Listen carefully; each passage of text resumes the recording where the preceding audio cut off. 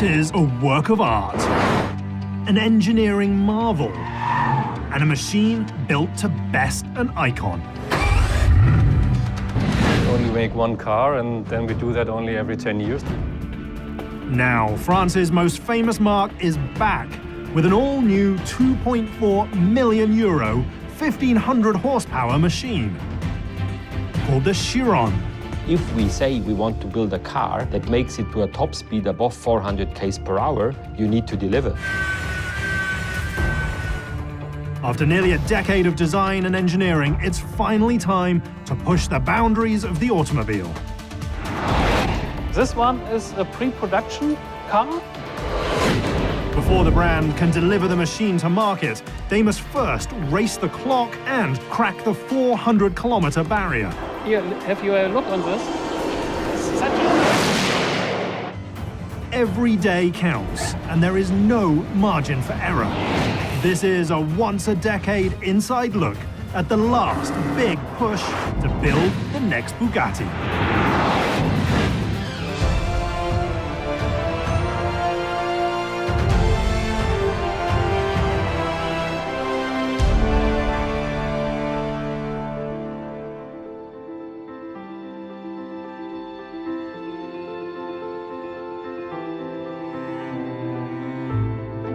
Welcome to Molsheim, France. A land rich with history and the ancestral home of Bugatti Automobiles. We are here in the atelier. That's the place where we produce all the Veyron before, and now we had to adapt the atelier to the new car, to the Chiron. This is one of the most unusual car factories in the world. Everything here is artisanal, and there's rarely a rush. Yet today, the pressure is palpable. It is just 6 months before the brand's newest hypercar begins production.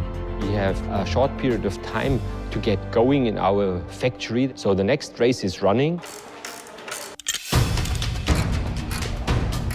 Just 500 cars will ever be built, and each one carries a €2.4 million price tag before options.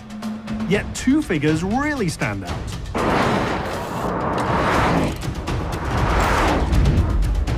The 1,500 horsepower engine, and the goal to beat its predecessor's outright top speed on the racetrack.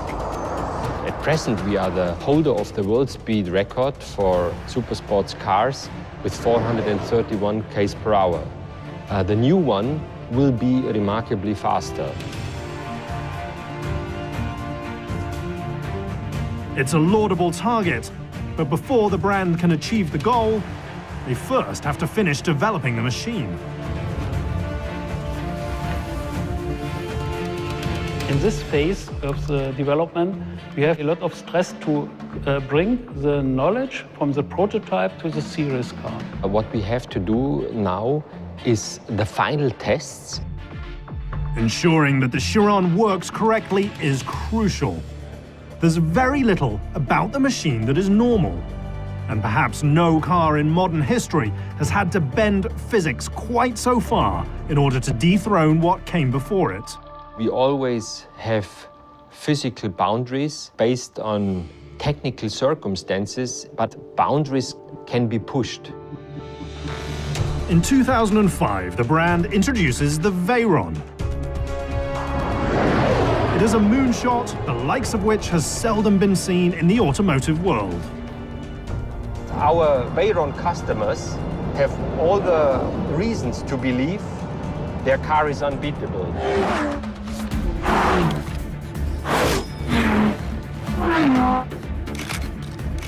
Ten years later, however, it's a different story. Competitors nip at the company's heels, and the marque needs a new machine to hold on to their record for the world's fastest production car. The brief basically had one line: do everything remarkably better than in previous time. When the project begins, the target is clear, but the path is not. If you start a car project like this, where you really go to the border of physics, if you would know everything right away, then it would be easy. But this is not the case. The team's first major decision cuts right to the heart of the matter.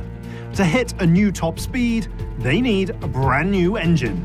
There was a lot of speculation in the market, whether it will be an electric car or maybe a hybrid, or will it be a combustion engine supercar again?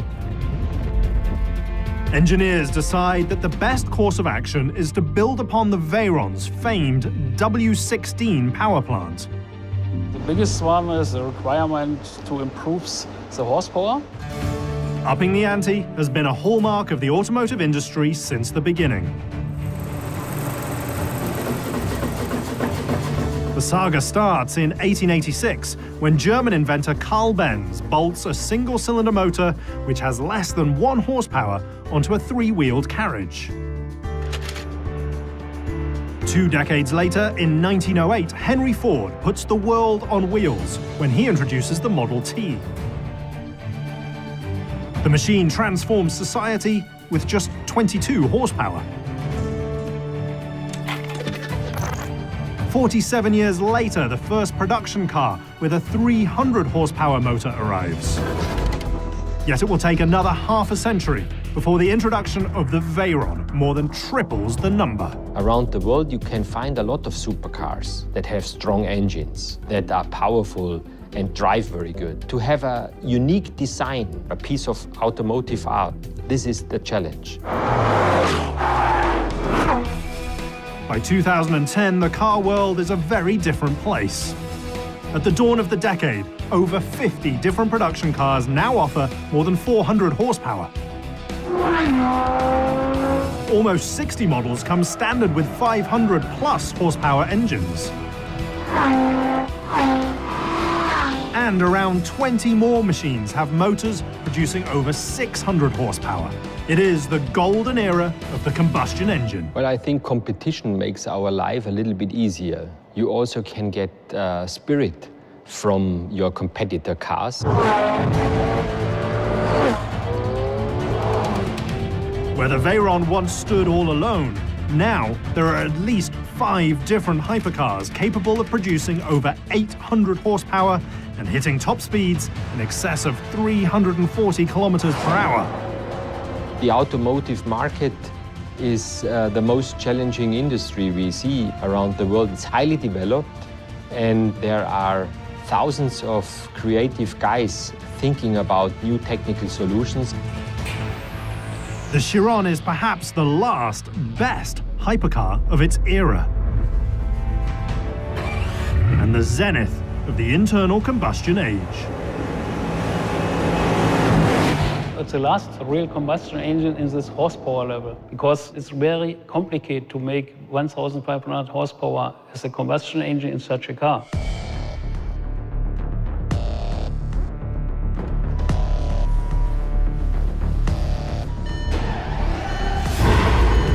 The man pushing the limits of combustion tech is Wolfgang Dürheimer, the CEO of the brand.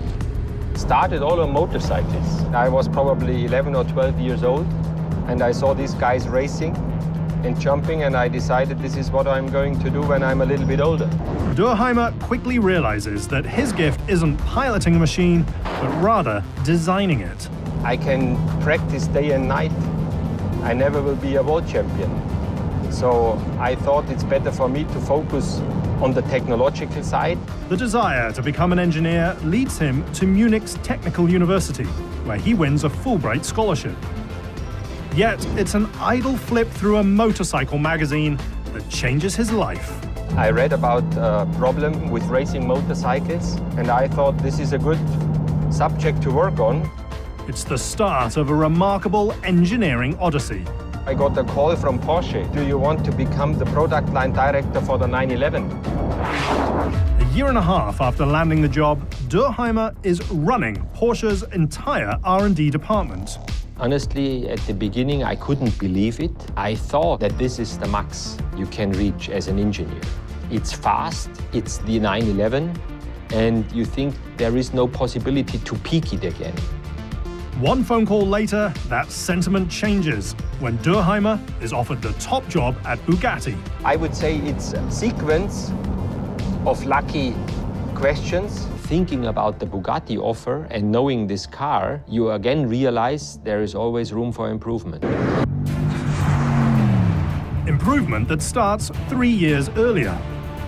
The last iteration of the W16 produces 1,200 horsepower. To exceed the Veyron's top speed, engineers calculate that a new engine needs a 25% increase in power. That's equal to the entire motor in a normal car. We defined very early in the project that we need 1,500 horsepower. 1,500 horsepower motor would be the most powerful engine ever built for a series production car.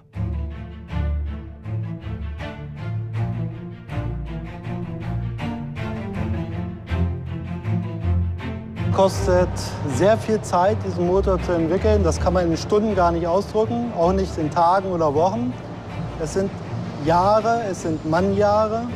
Wir haben ein Team, das nonstop daran gearbeitet hat, ungefähr 3 Jahre lang. The power plant takes a long time to engineer, but only 6 days to actually put together.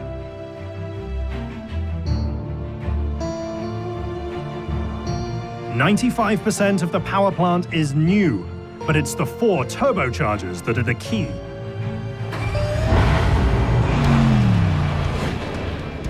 When the engine is first fired up, only 2 of the 4 turbos kick in. But once the engine hits 3,800 revolutions per minute, the other pair spin into action. The result is an engine that produces maximum torque over 70% of the power range.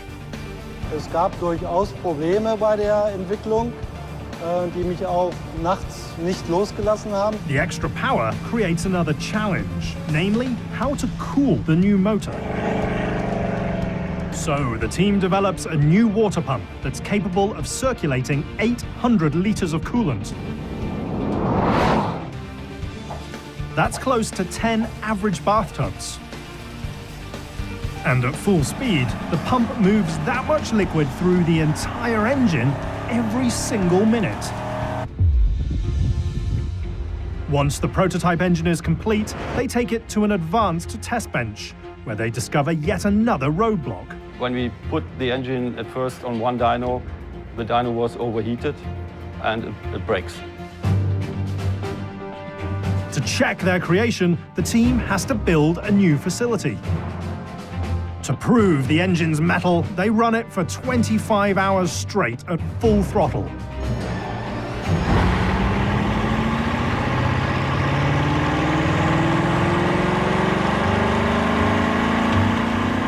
Were it on the road, the power plant would have traveled from Wolfsburg, Germany to Phoenix, Arizona.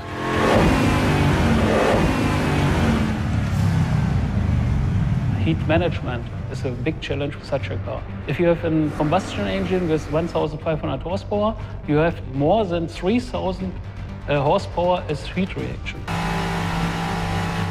3,000 horsepower is enough energy to run an average house for over 2 months. Finding a way to dissipate it comes down to the stroke of a pen and a cut-off line.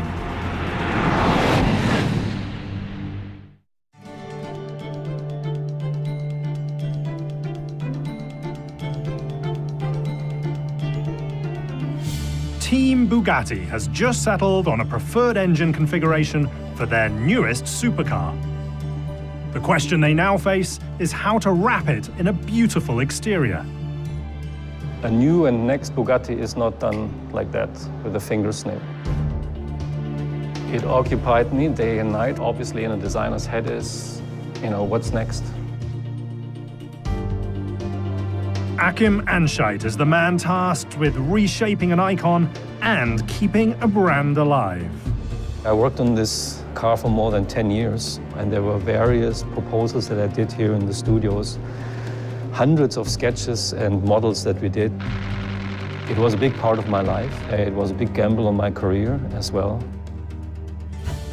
Achim's path to a pen doesn't begin with art, but rather an education in the pits. International field of track motorcycle racers gets off to a fast start. My personal theory is that you come to car design from 2 ways. Either your parents are architects, designers, or artists in the broader sense. Or you come with a motor virus. My father was a motorcycle racer in the 60s. I grew up in the pit lanes of the Grand Prix world. Most car design is intended to help sell the machine. Inside the Bugatti design studio, the focus is a bit different. It has to be when you're defining a machine intended to blast well past the 400-kilometer-an-hour barrier. Everything starts with a lot of thinking, but the thoughts are best expressed by sketchwork. Once the team defines the car on paper, it's time to move it into the digital world. So I think we started with the negative clicks, right? Eventually, you still need to touch and feel the machine. So an artisan sculptor creates a full-size clay model. Each panel is lovingly and painstakingly worked until it's perfect. The artistic lines need to look good, but it's the path air travels around the machine that's critical. For a car to go over 400 kilometers an hour, you need to carefully consider the aerodynamic flow around and through the car. Funneling clean air sounds easy, but it's not. As a vehicle is pushed forward, it creates turbulence. The more unsettled the air becomes, the less energy it contains. And the W16 power plant needs a massive amount of high-energy air. So, the team turns to Dallara, one of the most famous names in motorsports. If you've ever watched the Indy 500, you've seen their aerodynamically tuned chassis in action. Here we are in the Dallara's wind tunnel, where we test a 40% scale model, trying and understanding the aerodynamic behavior of the car. The engineering firm starts in 1972, and their early racing success crystallizes the notion that they can harness the wind. The wind tunnel has a fan which produces over 1,000 horsepower. This pushes the air towards the model. Dallara's tunnel can generate wind speeds up to 200 kilometers per hour. It's a far cry from the Chiron's eventual top speed, but fast enough to determine where the cleanest air lives. Inside the model, we have a balance which measures the forces. And we have up to 250 pressure channels that we use to acquire the data. The relatively tiny scale model helps aerodynamicists measure airflow around the car and even inside it. It's difficult to keep a car on the road when you go above 400 km per hour. Just compare that an Airbus is lifting off at around 280 kilometers per hour.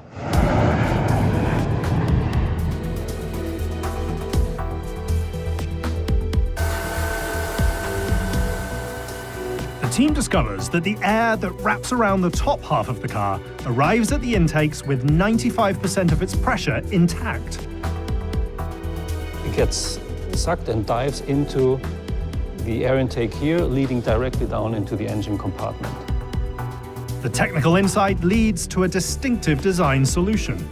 It's one of those sort of eureka moments when you realize that the technical necessities are actually driving you towards a design solution that is unique. It's almost like there's certain inevitability in this kind of design. This is probably the best indication and illustration where you can see form following performance at work. Once the team solves how to get the cleanest air into the car, they face the next critical task: how to take it away once the engine is done with it. The quest to pull air out of the engine compartment leads to the striking cut-off rear end.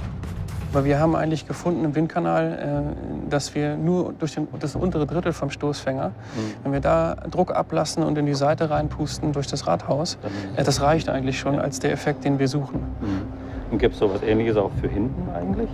Naja, wir haben ja so eine Art Venturi-Effekt. The cut-off rear end is conceptually similar to placing your thumb over the end of a garden hose when the water's turned on. As the surface area decreases, the pressure increases, while also creating a vacuum in the remaining water supply. The back end of the car works the same way. It creates a sub-pressure zone directly behind it for 1.5 meters, and it sucks out all the hot air from this whole engine compartment here.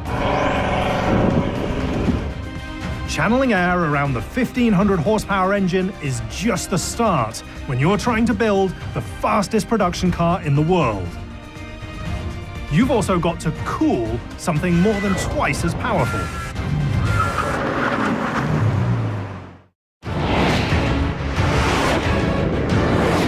The Chiron's 16-cylinder power plant generates 1,500 horsepower and pushes the machine to a planned top speed well over 400 kph. Yet going fast is just half the battle. If you want to stop the car out of 400, you need 4,000 horsepower. So that means this thermal energy you have to get out of the car somehow. To cool the car's brakes, the team literally attacks the problem head on. We have an integrated brake cooling air duct in the headlamp, which leads high-pressure air directly onto the brake. Like the Veyron, the Chiron combines mechanical brakes at each wheel with an air brake at the back. If you start braking from 400 with this air brake and the mechanic brake, you can have a deceleration up to almost 2G. 2G, or twice the force of gravity, is impressive. Yet the power of the mechanical brake is even more surprising. The new brake is 3 times more powerful than the engine. All that power is tested inside of a brake dyno.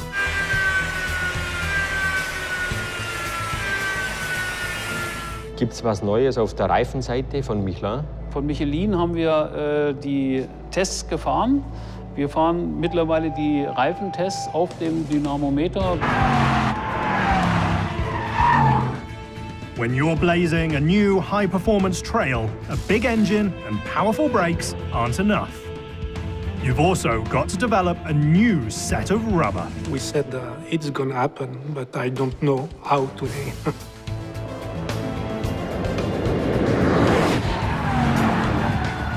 Michelin starts designing a new tire at their state-of-the-art facility in Clermont-Ferrand, France. The massive proving ground houses a high-speed circuit, a one-of-a-kind wet track, and enough pavement to make a tire shriek in terror. For serious tires where you have, let me say, the guarantee, you have lifetime, including traction and high-speed conditions on a long distance.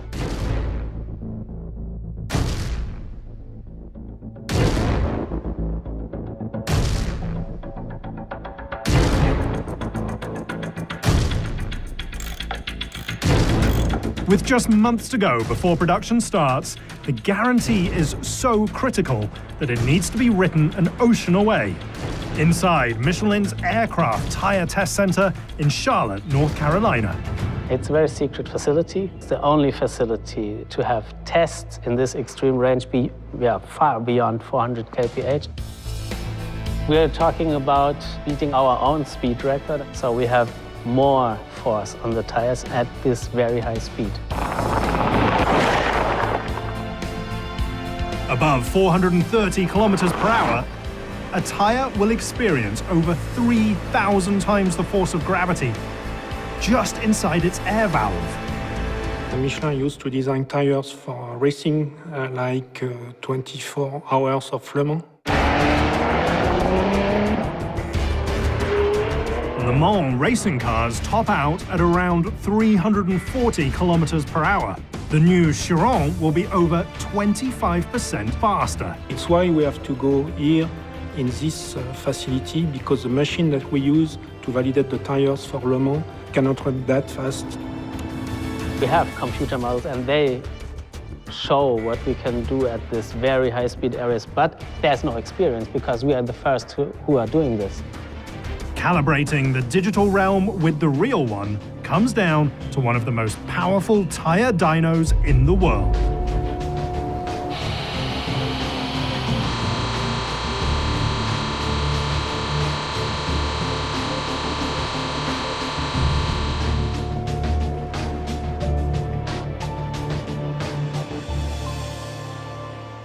We are not far away from start of production. I could see that the tire is really capable to go for this speed. This is very confident for me.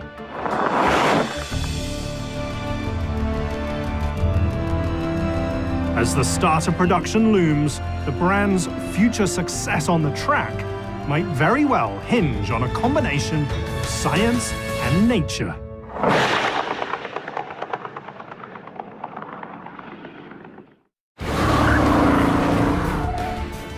After nearly a decade of deliberation, Bugatti has finally chosen a path for their new supercar.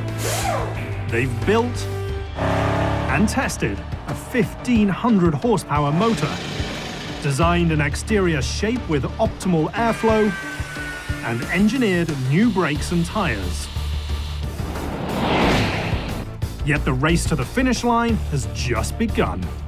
This is an outstanding challenge that you need to cope with every day when you work. For us, there is no room to fail. Now the clock is counting down towards the delivery of the first machine, and the pressure keeps increasing. Nothing is more important as this. In the past, we had sometimes colleagues, they forgot the birthdays of the children.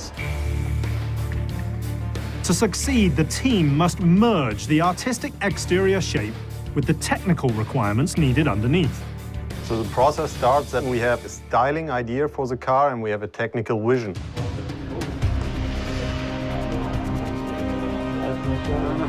Style and tech collide back inside Louis Automobile, where they use a very earthly material to design a cutting-edge carbon fiber monocoque. As you can see here, we are a lot of engineers developing the monocoque.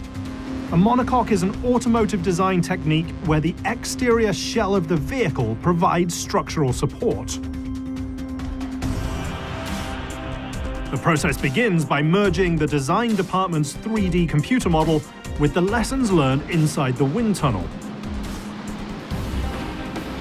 We focus on CAD, creating 3D geometries. We make simulation through FEA. FEA, or Finite Element Analysis, is a computer tool that simulates real-world forces. So here we are evaluating all what is related to stiffness, safety and strength of the structural chassis. The evaluation starts on an individual screen, but soon moves to a highly advanced virtual driving simulator, where a pilot can test the car before it's ever been built. Collectively, the team does over 100,000 simulations. We are achieving really very strong numbers in terms of stiffness. We are speaking regarding a car that is more than 50,000 Newton-meter degree. A vehicle with 50,000 Newton-meter degrees of stiffness is so strong that if you placed two average minivans on top of the left front wheel, the right rear wheel would only go up by 1 degree. The fundamental idea behind the machine's stiffness isn't new tech, but rather nature. The architecture that the team uses is similar to honeycomb. You have one skin of carbon, honeycomb, and then another skin of carbon. This is called sandwich structure that is typically from aerospace.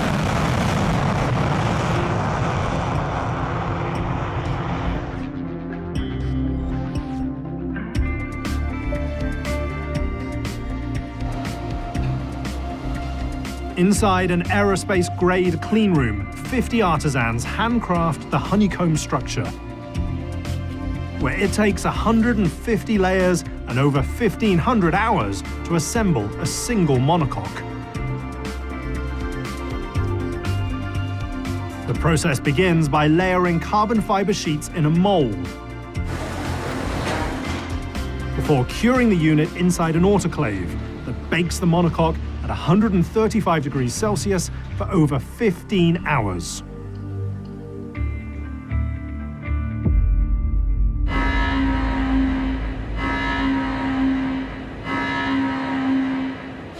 Once the unit is cured, it's moved into a climate-controlled, state-of-the-art milling machine, where it will take an additional day to remove excess material.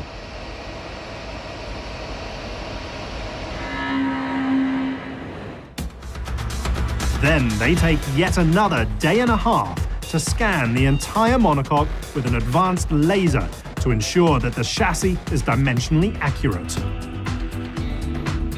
The finished monocoque weighs just 100 kilograms, and if all the carbon fibers were laid end to end, they would stretch from the Earth to the Moon 9 times.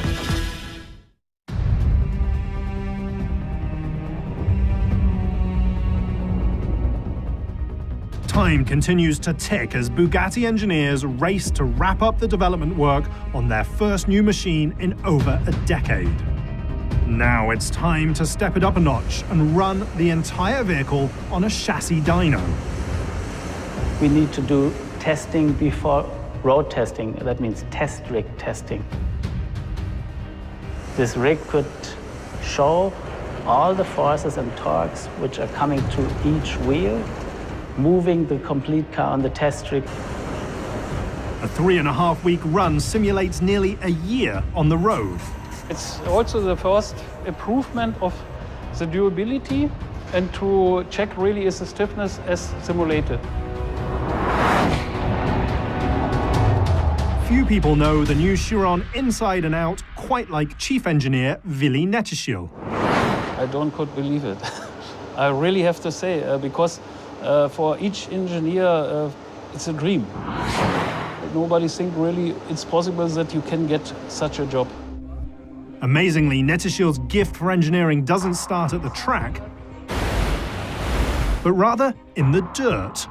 He leads VW's pickup truck project. In former times, after my study for mechanical engineering, I start for trucks. Netishil and his team take prototypes for their first major public voyage across the Alps. It looks like fun, but is in fact a valuable tool for defining how far the project has come and how far it still has to go. I do a self-test now and then to evaluate the car yourself, to feel the reaction the car shows and what is the area where we still might need to improve. Next, the team takes the prototype to the famed Nardo circuit in Italy. Built in 1975, the course offers a unique 12.5-kilometer banked circle that's so large you can see it from space.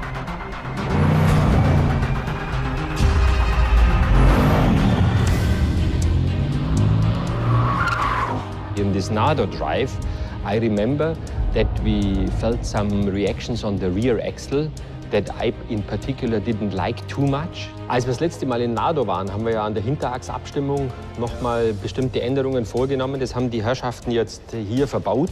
Genau. Funktioniert das auch im High-Speed-Mode? Every testing cycle, every couple of weeks, I'm holding my breath that nothing major will surface that will have us going back to the drawing board, because that would be pretty much a disaster right now.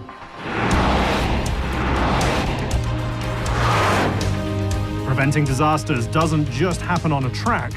While some prototypes are built to be run hard, others are manufactured to ensure perfection. Welcome to IndyCar, a master at high-quality artisanal small batch production.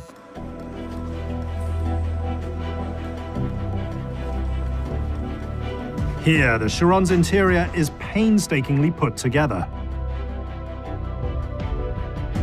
The craftsperson assembles an individual panel.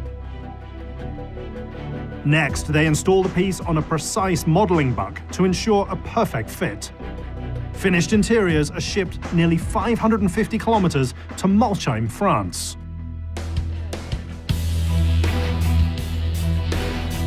There are just a few weeks left, and the Bugatti atelier is in full swing, building the final prototypes. Last step before start of production. Everything is assembled by hand. You have no robots in the atelier, only people. We are assembling the car in a box, like in a Formula One.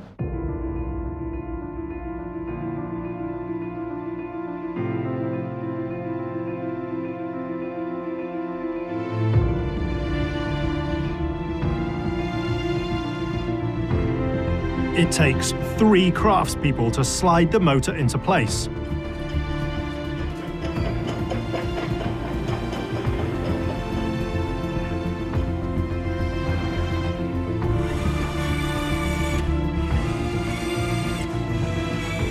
And just 14 bolts connect the rear chassis to the occupant cell. When you produce a car who have a speed limit over 400 kilometers, every single process is critical. After 1 week, a new machine is ready for its first run on a road. A rolling road. We are making here all the road tests to make the running in of the brakes, for example. Next, they install the curved sides, which are the largest carbon fiber body panels in the automotive world. Then the doors go on. Front quarter panels. And rear engine cover. The level of detail is nearly unmatched. Once the exterior is in place, they're ready to fit the handcrafted interior elements. When you're building a €2.4 million machine, authenticity is the key.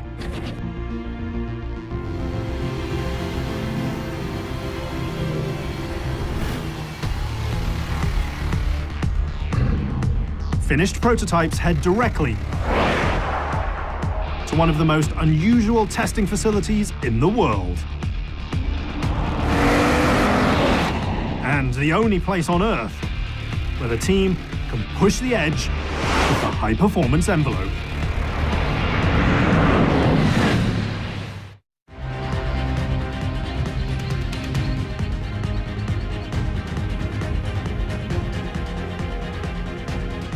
Welcome to L, one of the most advanced and secure automotive test sites in the world.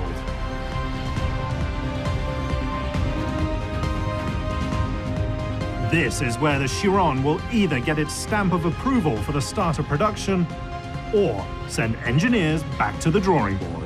L is my office, our office, yeah?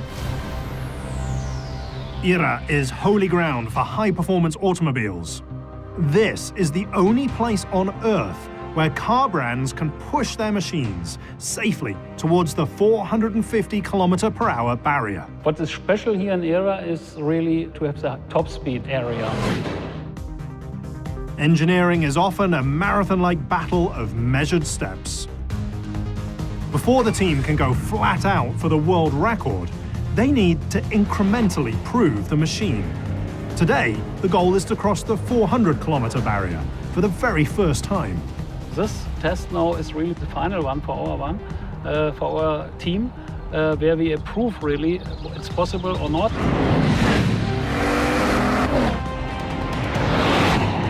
With the clock counting down towards production, the team can't afford any setbacks. High-speed stability tests, because now we drive to 400 kph. And for this, we have to go very on the safety side, step by step. Small changes can have a big effect on the track.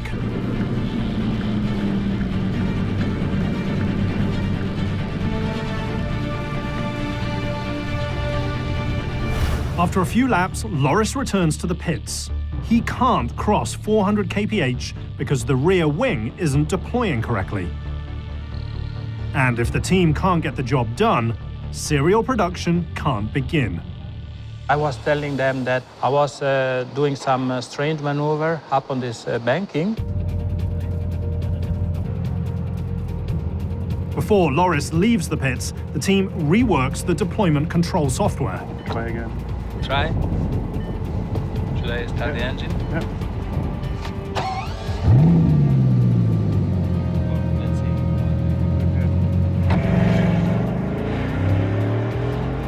We're just checking the situation if the wing is okay, in a good shape. So that means, as an engineer, I'm still concerned that everything is working in a perfect way. A few laps later, Loris gives it another go. A fast lap in the Chiron is a really fast lap. The world is flying when you are in the car. above 400 km per hour, everything needs to work out according to plan. It's taken Bugatti over 200 sets of tires, 5,500 laps at Era, and over 100,000 kilometers of testing to get to this point. Now, all they have to do is successfully drive past 400 kph so that the engineering team can give the green light for production to begin. You don't do it just in between two appointments during the day. Near max velocity, the Chiron covers over 120 meters per second. That's nearly the wingspan of two 747s every second.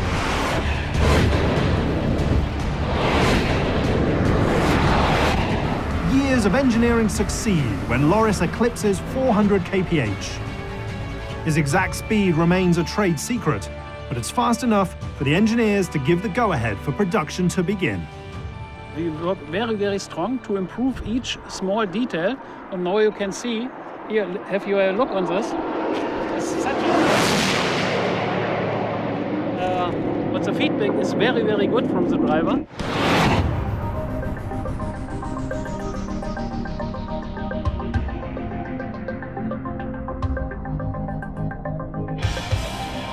After years of late nights and hard days, the team has achieved the first step in their quest.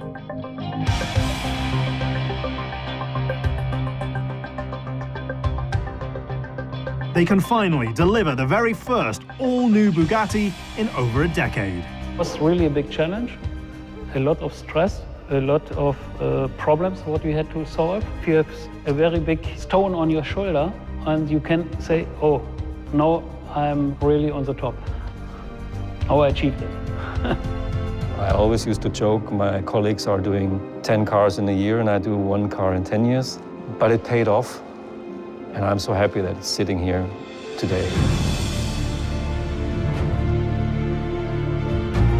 The machine is now built, but the brand's date with high-performance destiny remains. Only time will tell if Bugatti can best their very own world record for the fastest production supercar ever made. I'm thinking often about this record, but I'm confident that we can do it. We know that we are on the border of physics. Since the early 21st century, Bugatti has been the benchmark for sheer power and raw speed in the automotive realm. Their newest machine aims to go even faster and push the boundaries even further out of reach. We wanted to demonstrate the world how fast you can go in a road-legal car. And we are ready to challenge the rest of the automotive world to beat us. And there are some guys around that already tried it. We really enjoy the competition. It's like in racing. Racing alone is not that fun, but if you have some guys that give you a hard challenge, then life becomes interesting. The Bugatti Chiron. A handcrafted masterpiece.